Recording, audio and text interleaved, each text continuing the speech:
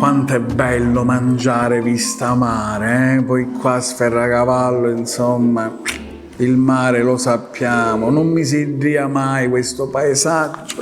Avete preso seriamente questo problema della posta di Misiddia? Non è facile rispondere a tutti, anche perché a me Misiddia.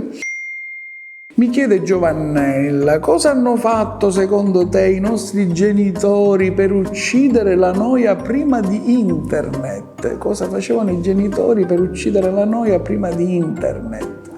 Io ho chiesto alle mie 6 sorelle e ai miei 8 fratelli cosa facessero i nostri genitori, ma nessuno si ricorda niente, non saprei. Mi scrive Marco, ho chiesto a mio padre adottivo perché è così pigro e lui non mi ha risposto.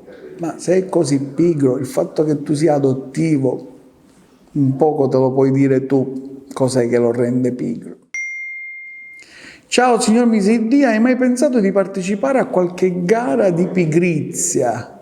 Ci ho pensato, però mi siddiava, manco uscivo, c'è il mare, che mi interessa.